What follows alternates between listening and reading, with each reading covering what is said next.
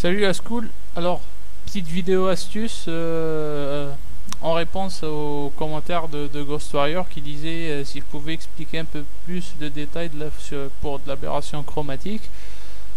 Pour l'instant, j'utilise pas Photoshop, donc je vais vous montrer ça sous GIMP, mais à peu près c'est le même principe en fait.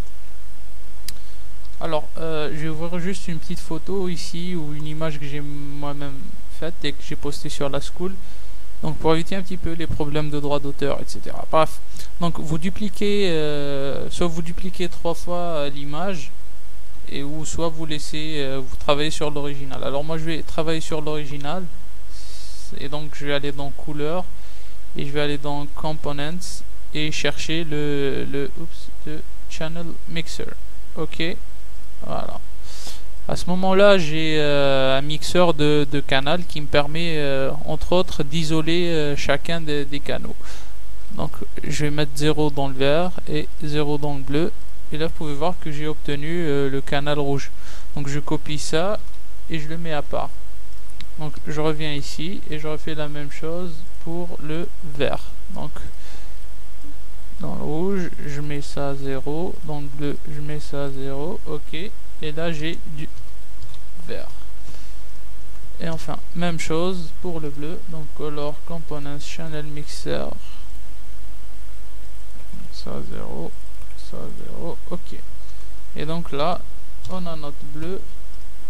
C'est fait. Donc, on va créer une nouvelle image. Ok. Et on va aller chercher nos différentes images comme ça. Donc, le bleu. Ensuite, le vert. Et enfin le rouge que je colle ici. L'idée serait ensuite de passer le rouge en mode addition et le vert aussi. Là on restitue l'image originale. C'est à peu près l'idée d'une image, c'est 3 couches qui sont additionnées. Donc on additionne le rouge et le vert. Donc on additionne le rouge avec le vert et le bleu. Bref. Maintenant, pour créer l'effet d'aberration chromatique, on va juste déplacer soit le vert, par exemple, vers la gauche ou la droite. Là, je l'ai beaucoup déplacé, de 10 pixels. Mais en général, je fais 1 ou 2 pixels vers la gauche pour le vert, et 1 ou 2 pixels de rouge vers la droite pour le rouge. Vous pouvez voir que l'effet d'aberration chromatique est bien présent. Vous pouvez contrôler ça à votre guise, voilà. Donc à vous de voir à quel point vous voulez que l'effet soit visible, quoi. Par exemple ici vraiment on aurait dit vraiment un appareil foireux, quoi. Mais bon, à peu près comme ça, c'est plutôt cool.